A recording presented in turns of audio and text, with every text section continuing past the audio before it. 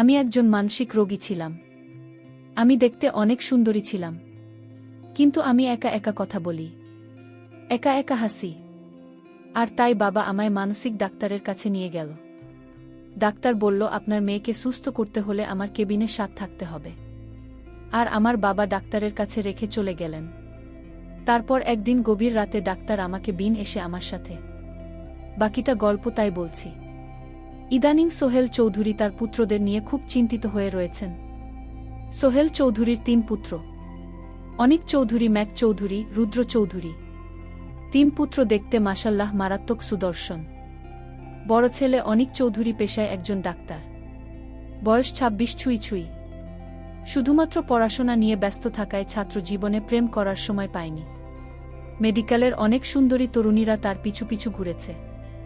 এমনকি এখনও তার বাড়িতে মেয়ের বাবারা তার সাথে বিয়ে দেওয়ার জন্য বাড়িতে বিয়ের প্রস্তাব নিয়ে আসেন। অতিরিক্ত বিয়ের প্রস্তাব সামলাতে সামলাতে সোহেল চৌধুরী হিমশিম খান। রোজ রোজ বিভিন্ন মেয়ের বাড়ি থেকে টেলিফোন আসে, কিন্তু অনেকের মতামত ছাড়া তো আর বিয়ের দিকে এগোনো যায় না। বহু নারী অনেকের মন জয় করার জন্য পাল্লা দিয়ে উঠেছে। কেউ কেউ অনেকে রূপে পাগল, আর কেউ কেউ তার উজ্জ্বল ক্যারিয়ারের। তাদের একটাই লক্ষ্য, অনেকের সাথে প্রেম করা এবং বিয়ে করা। অনেক রোগী দেখার জন্য চেম্বারে এসে বসল। মধ্যবয়স্ক এক ভদ্রলোক একটা অল্পবয়সী মেয়েকে নিয়ে চেম্বারের ভিতরে এসে বসলেন। উনার শুকনো মুখ দেখে বোঝা যাচ্ছে উনি উনার মেয়েকে নিয়ে খুবই চিন্তিত। সবগুলো রিপোর্ট দেখে অনেক বলে উঠল, সবকিছু তো নরমালি আছে। মেয়েটা অনেকের দিকে তাকিয়ে খিলখিল করে হাসতে হাসতে বলল, আমার কোনো সমস্যা নেই তো, আপনি শুধু শুধু সময় নষ্ট করছেন। ভদ্রলোক, আমার মেয়ে তাহমিনা রুমের ভিতর একা একাই নিজের সাথে কথা বলতে থাকে। সব সময় অদ্ভুত আচরণ করে। ইঞ্জিনিয়ারিং বিভাগে পড়ছে, সারাদিন বই নিয়ে পড়ে থাকে। পড়াশোনা ছাড়া কিছু বোঝে না। কত বার বলেছি একটু বাহিরে হাওয়া বাতাস লাগা, কিন্তু কারো কোনো কথাই শোনে না। অনেকক্ষণ বেশি পড়াশোনা চাপেই হয়তো এমনটা হয়েছে। ভদ্রলোক বাড়ি থেকে ওকে এখন বিয়ে দেওয়ার কথা বলছে। রোগ বেড়ে গেলে যদি আর কেউ পাগলি ভেবে বিয়ে না করে। অনেক দেখুন ও রকম পড়াশোনা আমিও করছি। আমাদের দেখতে হবে ওর আচরণের ধরনটা কেমন, তারপর সেই অনুযায়ী ব্যবস্থা নেওয়া হবে। আপাতত কয়েকদিন পড়াশোনা থেকে দূরে রাখতে হবে। আমরা উনাকে হাসপাতালে অ্যাডমিট করছি। তাহমিনা, আরে বাবা, আমার বান্ধবীরা আমাকে বলেছে একটা বিয়ে করে নিতে। তাহলে নাকি আমি পড়াশোনা থেকে একটু দূরে থাকব, পেন নিয়ে ব্যস্ত থাকব? কি, আমি তো একটা প্রেম করার চেষ্টাই করছি। হ্যাঁ হ্যাঁ, আচ্ছা বাবা, আমি যদি অনেকগুলো বিয়ে করে ফেলি তাহলে আমি অনেক ব্যস্ত থাকব, তাই না? ভদ্রলোক, দেখুন হিতাহিত গান শূন্য হয়ে যাচ্ছে আমার মেয়ে। আপনি আমার মেয়েকে ভালো করতে পারলেন না। অনেক আমি কোনো কাজে ব্যর্থ হই না, ভরসা রাখুন। তাহমিনা হাসতে হাসতে বলল, বাবা, ডাক্তারটা খুব হ্যান্ডসাম, তাই না? আমার সাথে মানাবে। আমি ওনাকে বিয়ে করতে চাই। আচ্ছা ডাক্তার, ভালোবাসা কিভাবে করে? তাহমিনার বাবা এবার কান্নায় ভেঙে পড়লেন। টেবিলের উপর বাড়ি দিতে দিতে হাউমাউ করে কান্না শুরু করে দিলেন। উনার কান্নার শব্দে 2 জন নার্স ভিতরে চলে এলো। তাহমিনা খিলখিল করে হেসে যাচ্ছে। তাহমিনার বাবা দেখছেন তো ওর অবস্থা, দেখলেন তো এসব জানাজানি হলে ওকে আর কি বিয়ে করতে চাইবে? অবস্থিত যা খারাপ হওয়ার তা তো হয়েই গেল।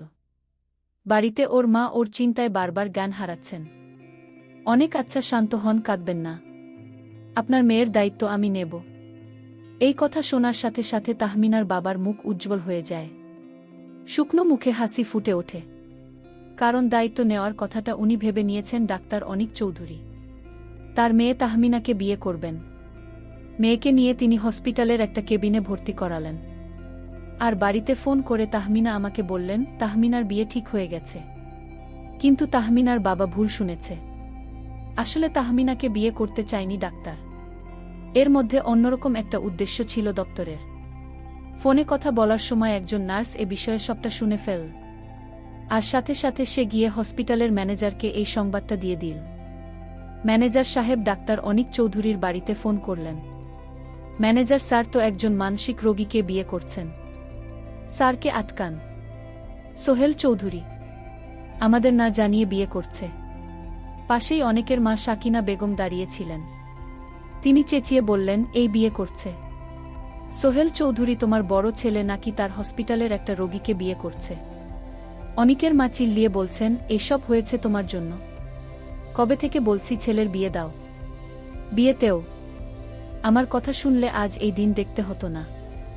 সোহেল চৌধুরী চুপ করো, তুমি তোমার ছেলেরা তো কখনো কোনো কথা শোনে না। শুনবে কিভাবে? লাই দিয়ে তো ছেলেদের মাথায় তুলে ফেলেছে।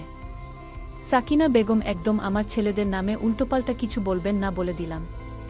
উপর পাশ থেকে চেঁচামেচির আওয়াজ শুনে ম্যানেজার সাহেব তাড়াতাড়ি কলটা কেটে দিলেন। অনেকের বিয়ে নিয়ে গ্রামের চৌধুরী মহলও এখন খুবই উত্তপ্ত হয়ে রয়েছে। সোহেল চৌধুরীর মেজ পুত্র মেঘ চৌধুরী ভার্সিটির বায়োলজি ডিপার্টমেন্টের খুবই অ্যাক্টিভ ছাত্র। বয়স সবে 24। তার সুন্দর চেহারা আর আকর্ষণীয়। ল্যাবে ব্যস্ত থাকার সময় মেঘের মোবাইল ফোন বেজে উঠল। মেয়েকে একটু সাইডে গিয়ে কলটা রিসিভ করে। ফোন রিসিভ করার সাথে সাকিনা বেগম, সর্বনাশ হয়ে গেছে বাবা, তুই তাড়াতাড়ি বাড়ি চলে আয়। মেঘ, কেন মা, কি হয়েছে? ড্যাড কিছু করেছে? সাকিনা বেগম, আরে না, অনেক নাকি তার হসপিটালের এক রোগীকে বিয়ে করে ঘরে আনছে। মেঘনাথ সাহা, তুমি এসব কি বলছো? ভাইয়া এমন কাজ কখনো করবে না। সো রিল্যাক্স থাকো মা, আমি একটু ল্যাবে কাজ করছি, তোমার সাথে এ বিষয়ে পরে কথা বলবো। এখন রাখিম, idea sweet mother. Sakina Begum hello hello ধাত কেটে দিয়েছে। সাকিনা বেগম এবার ছোট পুত্র রুদ্র চৌধুরীকে ফোন করলেন। রুদ্র চৌধুরী দেখতে যেমন স্মার্ট তেমনি কথাবার্তাতেও বেশ স্মার্ট। তার রূপ আর কথা জাদুতে অনেক মেয়ে পাগল। বয়স মাত্র 21 বছর। ইঞ্জিনিয়ারিং পড়ছে, কিন্তু কেউ তার মনে জায়গা করে নিতে পারেনি। সাইকেল নিয়ে আড্ডা দেওয়ার সময় সাকিনা বেগম তাকে কল করেছেন। রিং হয়ে যাচ্ছে কিন্তু রিসিভ করছেন না। এভাবে কয়েকবার দেওয়ার পর রুদ্র চৌধুরী যখন পকেট থেকে ফোন বের করে সেলফি উঠতে যাবেন, তখনই মায়ের কল আসছে দেখে সাথে সাথে সেটা রিসিভ করল। রুদ্র সোমা, ফোন সাইলেন্ট ছিল তাই দেখতে পাইনি। এখন আদেশ করুন, আমার মাথা আমায় কি করতে হবে? সাকিনা বেগম এবার করা হয়ে থাকে দিলেন, কোথায় তুই? এখনই বাড়ি আয়। রুদ্র, কেন না, কি হয়েছে? সাকিনা বেগম, তোর ভাই তো কাণ্ড বাঁধিয়ে ফেলেছে, বাড়িতে গণ্ডগোল চলছে অনেক। হসপিটালের একটা রোগী মেয়েকে বিয়ে করে নিয়ে আসছে। রুদ্র হট ভাইয়াকে কিছু বলেনি। সাকিনা বেগম বলার সুযোগ আর পেলাম কই? ফোনে তো কে পাচ্ছি না। নিশ্চয়ই আমার ভয়ে বিয়ের খবরটা গোপন রাখতে ফোন বন্ধ করে রেখেছে। রুদ্র, ওকে ওকে, আমি আসছি, টেনশন নিও না। অনেকের ফোনে চার্জ নেই। বাইরের কিছু কাজ সেরে দুপুরের খাবার খেয়ে আবার চেম্বারে এসে বস, আর ফোনটা চার্জে লাগিয়ে দিল। নাচটা চেম্বারের দরজার সামনে দাঁড়িয়ে বলল, স্যার আসব। অনিতা, এসো। না স্যার, আপনি কি সত্যি সত্যিই বিয়ে করছেন? নার্সের কথা শুনে অনেকের চোখ কপালে উঠে যায়। অনেক, আমি বিয়ে করছি মানে কি বলছো এসব? নার্স, আর তখন যে রোগীরা অ্যাডমিট হলো যাকে আপনি দায়িত্ব নেওয়ার কথা বললেন? অনেক, ওহো, আমি কি বিয়ে করার কথা বলেছি নাকি? আমি তোকে সুস্থ করার দায়িত্ব নিতে চেয়েছি। নার্স, কিন্তু উনার বাবা যে উনার বাড়িতে ফোন করে বললেন আপনার সাথে উনার বিয়ে, আপনি ওনার দায়িত্ব নিয়ে নিয়েছেন। আর এটা শুনে তো আমিও, অনেককে আমিও নার্স ম্যানেজার সাহেবকে বলে দিয়েছি। অনেকেই ম্যানেজার আমার বাড়িতে ফোন করে সবটা জানিয়ে দিয়েছেন, তাই তো। নাচটা এবার মাথা নিচু করে উত্তর দিল, না মানে আসলে স্যার, আপনার বাবাই তো সবসময় এখানে সব খবর ওনাকে জানাতে বলেন। অনেক, হুম জানি, বাবা এই কাজ আগেও করেছে। ঠিক আছে, তুমি যাও এখান থেকে, খুব ভালো গণ্ডগোল লাগিয়ে দিয়েছে। নাচটা তড়িঘড়ি করে চেম্বার থেকে বের হয়ে গেল। আর অনেক কাপলের উপর 2 হাত দিয়ে বসে রইল, কারণ বাড়িতে এখন এটা নিয়ে তিল থেকে তাল হয়ে যাচ্ছে। সময় রাত 7টা। অনেক চেম্বারে বসে আছে, বাড়িতে যাওয়ার সাহস পাচ্ছে না। হঠাৎ মনে হলো তাহমিনাকে একবার দেখে আসা উচিত। নিজের চিন্তায় ও ব্যাপারটা মাথা থেকে বেরিয়েছে। তাহমিনা কেবিনে গিয়ে দেখল সে বেঁকে বসে আছে, আর তার সামনে বসা কাকে যেন সে বলছে।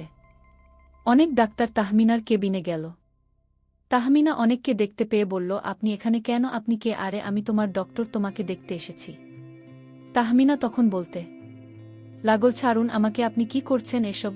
আমি একজন মানসিক রোগী, তাই বলে আমার সাথে আপনি এসব আচরণ করতে পারেন না। আরে আজও তো আমি তো আপনার কাছ থেকে এখনো 1 হাত দূরে। তাহলে আপনি কাকে বলছেন ছাড়ুন? কি আপনাকে ধরে রেখেছে? আমি বুঝতে পারলাম সে একজন মানসিক রোগী, তাই ভয় পেয়ে এসব বলছে। তার কথা শুনে আমি স্তব্ধ হয়ে গেলাম। ধীরে ধীরে তার বেড়ে বসলাম আর বললাম, দেখুন তাহমিনা, আমি আপনার কেবিনে এসেছি আপনাকে সুস্থ করতে। আর আপনি আমাকে কি কথা বলছেন? বের হন আমার বেড থেকে, আপনার মতো ভালো না। ডাক্তার তখন আশ্চর্য হয়ে বললেন, তোমার মানসিক রোগ ভালো করতে হলে তাহলে অবশ্যই তোমার আমার কথা শুনতে হবে। তাহমিনা আরও বলল, আপনার এত লোভ কেন আমার প্রতি? আপনি আমাকে বিয়ে করতে চান? এর মধ্যে তাহমিনার বাবা তখনই কেবিনের ভিতরে ঢুকতে গিয়ে অনেকে এখানে দেখে বলে উঠলেন, ওই তো আমাদের জামাই বাবা। যা বাবা, ভিতরে যাও। তাহমিনার খালাতো বোন এসেছে। পরের দিন রাতে যখন তাহমিনাকে ইনজেকশন দিতে হবে, তাই তাহমিনা কেবিনে গেল অনেক। যখন তাকে ইনজেকশন দিতে গেল ঠিক তখনই সে বলল, আপনি আমার সাথে এমনটা করবে না ডাক্তারবাবু, আমাকে দয়া করুন। আর এই ইনফেকশন না নিলে তুমি সুস্থ হবে না, আর তাই তোমাকে ইনজেকশন নিতে হবে, তাহলে তুমি তাড়াতাড়ি সুস্থ হয়ে উঠবে। ছাড়ুন আমায়, আমাকে অন্য কিছু করুন, তাও ইনজেকশন দেন না। উনি তখন বলল, আচ্ছা আপনি কাউকে পছন্দ করেন? না, আমি কাউকে পছন্দ করি না। অনেক বলল, আমাকে আপনার পছন্দ হয়। তাহমিনা তখন খিলখিল করে হেসে বলল, আমার আপনাকে পছন্দ হয়। ঠিক আছে, তাহলে আমি এখন যা বলব তাই করবেন। অনেক বলল, এখন আপনি ইনজেকশনটা নিয়ে নিন, না হলে যে আপনাকে সুস্থ করা যাবে না। আপনি ইনজেকশনটা নেওয়ার পর আপনাকে একটা জিনিস খাব যেটা আপনি কোনোদিন স্বপ্নেও দেখনি। এই একটা কথা বলে এর মধ্যে তাহমিনার খালাতো বোন এসেছে তার কেবিনে এসে বলছে, দুলাভাই। এটা শুনে অনেকেই বাহাতে ছোট করে একটা কামড় দিল। তাহমিনাকে দেখতে এসে অনেক একরকম লজ্জাজনক অবস্থাতেই পড়ে যায়। অনেক কি করবে বুঝতে পারছে না। তাহমিনার বাবা বিয়ের ব্যাপারটা বাড়িতে সবাইকে জানিয়ে দিয়েছেন। বিয়ের প্রস্তুতিও নাকি নেওয়া শুরু হয়ে গেছে। উনি মেয়েকে তাড়াতাড়ি বিয়ে দিয়ে শ্বশুরবাড়ি পাঠাতে পারলেই হাফ ছেড়ে বাঁচেন। মেয়ে যে দিন দিন পাগল হয়ে যাচ্ছে, কথায় কথায় বিয়ে করে। শেষে চরিত্রে দোষ ভেবে যদি আর কেউ বিয়ে না করে। তাহমিনার বাবা অনিকের হাত ধরে বলছেন, তুমি আমাকে অনেক বড় বিপদের হাত থেকে বাঁচালে বাবা। বিয়েটা যত তাড়াতাড়ি সেরে নেবে ততই ভালো। আমি এখন আসি, বাড়িতে সব আয়োজন ঠিকঠাক হচ্ছে কি না দেখতে হবে। অনেক কিছু না বলে মুখে জোর করে একটু হাসি এনে মুচকি হাসার চেষ্টা করল। তাহমিনার বাবা ছেলেকে নিয়ে হসপিটাল থেকে চলে গেলেন। অনেকে আবার তাহমিনা দিকে তাকানোর সাথে দেখতে পেল তাহমিনা আগে থেকেই অনেকের দিকে এক দৃষ্টিতে তাকিয়ে আছে। অনেক কি হলো, আপনি আমার দিকে এভাবে তাকিয়ে আছেন কেন? তাহমিনা, আপনি অনেক ভালো। আমার বাবা একমাত্র চিন্তা ছিলাম আমি। অনেক তো। তাহমিনা, আমার বিয়ের খবর শুনে বাড়িতে সবাই অনেক খুশি। কি যে চিন্তায় ছিল আমাকে নিয়ে। আচ্ছা, আমি বিয়েতে কোনো শাড়ি পরব বলুন তো? লাল শাড়ি না নীল শাড়ি? অনেকে আবার হাসতে হাসতে বলল, কে বলল আপনি পাগল? আমি তো দেখছি আপনি একদম শেয়ানা পাগল। এরই মধ্যে সব ঠিক করে ফেললেন। তাহমিনা, শুধু প্রেমটা কিভাবে করতে হয় সেটাই জানি না। অনেক বলল, ভালোবাসা কারে কয় দেখাব? তাহমিনা, দেখান তো। তখন অনেক বলল, আমি তোমার নিজ হাতে ভাত খাইয়ে দিই। তাহমিনা বলল, খান স্যার। অনেক তখন তাহমিনাকে ভাত খাওয়াই দিল। অনেক তখন তাহমিনাকে বলল, আমি যে তোমায় ভাত খাওয়ালাম, এখন তুমি কি আমায় ভাত খাইয়ে দেবে না? স্যার, আমিও আপনাকে ভাত খাইয়ে দিই স্যার। অনেক বলল, দেন। অনীহা করল। তাহমিনা নিজের হাতে তাকে ভাত খেয়ে নিল। অনেক তখন বলল, এটাই ভালোবাসা বুঝলে? অনেক আবারও হেসে ফেল। এভাবে 2-4টা কথা শুরু করতে করতে অনেক সারারাত তাহমিনার সাথে গল্প করল। আর তাহমিনাকে পছন্দ করে ফেল। এমন একটা মেয়েকে বউ হিসেবে পেলে তো জীবন হবে সুন্দর। সকালবেলা নার্স কেবিনে ঢোকার সাথে তার চোখ কপালে উঠে যায়। সে দেখল অনিক চৌধুরী তাহমিনাকে খাবার খাওয়াচ্ছে, তাও আবার নিজের হাতে। এটা দেখার সাথে সাথে নার্স এক দৌড়ে চলে গেল রিসেপশনের ওখানে ম্যানেজারের কাছে খবরটা দিতে। সোহেল চৌধুরী তার হাতে থাকা নিউজ পেপারটা সুরে বলেন, কোথায় ছিলি সারা রাত? অনেক নাইট ডিউটি ছিল দেখ। সাকিনা বেগম চেঁচিয়ে বললেন, কি ডিউটি ছিল তা আমরা সকলেই জানি। মেয়েটি এখন কোথায়? অনেক ওকে বাড়ি নিয়ে গেছে। আর পরশু আমার বিয়ে। তোমরা সবাইকে খবর দিয়ে সব আয়োজন শুরু করে দাও। এই কথা শুনে সবার চোখগুলো তাদের কোটর থেকে বেরিয়ে আসার উপক্রম হয়। মেঘ আর রুদ্র চৌধুরী একসাথে বলে উঠল, ভাইয়া তুই কি সত্যি সত্যি?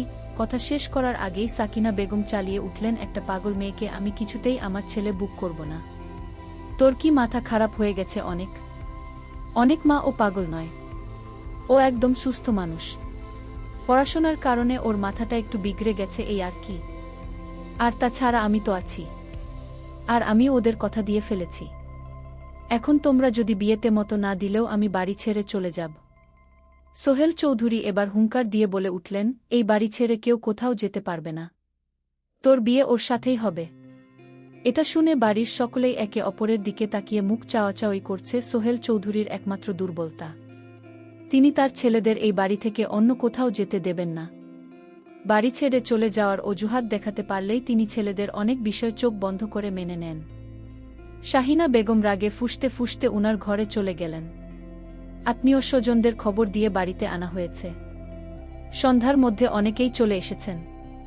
হঠাৎ করে বিয়ের খবর শুনে আনন্দে বাড়িতে দ্বিগুণ পরিমাণ হইচই হচ্ছে। বাড়ি সাজানো হচ্ছে। আগামীকাল সকালে গায়ে হলুদ হবে। আর দুপুরের মধ্যেই বিয়ের সব কাজ কমপ্লিট করে বিকেলের মধ্যে বহু নিয়ে বাড়ি ফিরবে। মেঘ অনেকের রুমে উকি দিয়ে দেখল অনেক হেসে হেসে ফোনে কথা বলছে। দরজা থেকে কাশি দিয়ে অনেক বলে উঠল, ভাবি কি খুব হাসে ভাইয়া। অনেক চমকে উঠে পিছনে ফিরে বলল, ইয়ে মানে তুই এখানে কি করছিস? যা নিজের কাজ করে। তাহমিনা দিয়ে দৃশ্য দেখে একদম সুস্থ হয়ে যায়। মনে করছে আমার মতো একটা মেয়ে এত বড় ডাক্তার আমাকে বিয়ে করবে।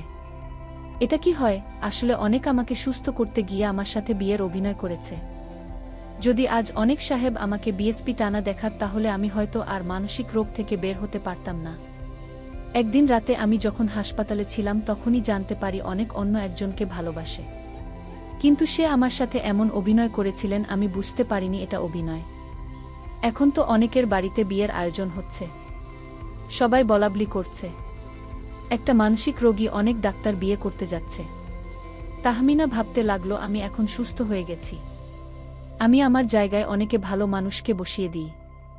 যখন কাজী সাহেব কাবিন করতে যাবে, ঠিক তখন যেখানে আমি থাকার কথা ঠিক সেখানে অনেকে ভালোবাসার মানুষকে বসিয়ে দিলাম। তারপর আমি এখান থেকে চলে গেলাম আমার নিজের বাড়িতে। বাবাকে গিয়ে বললাম, বাবা, অনেক সাহেব আমাকে বিয়ে করবে। এটা ভাবা যায় না, কারণ সে একজন দক্ষ, তার আগে থেকেই একজনকে পছন্দ। আর আমি মাত্র এসসি পাস। বাবা, অনেকের যত্ন পেয়ে আমি ভালো হয়ে গেছি। বাবা, আমার এখন আর কোনো সমস্যা নেই। বাবা, অনেক যদি আমার সাথে এই অভিনয়টা না করত, আমাকে বিয়ে করার স্বপ্ন না দেখাত, তাহলে হয়তো আমি সারা জীবন পাগলি থেকে যেতাম। বাবা, অনেক সাহেবের মতো ডাক্তার এই যুগে পাওয়া যাবে কি না সন্দেহ। তার কি মেধা, সে কোনো ওষুধ ছাড়াই আমাকে সুস্থ করে তুলেছে। এদের বলা যায় ডক্টর, কারণ অনেক বুঝতে পেরেছিল আমার রোগটা কোথায়। আর তার ভালোবাসা পেয়ে আজ আমি পরিপূর্ণ সুস্থ। আল্লাহর কাছে দোয়া করি অনেক যেন 1000 বছর বেঁচে থাকুক।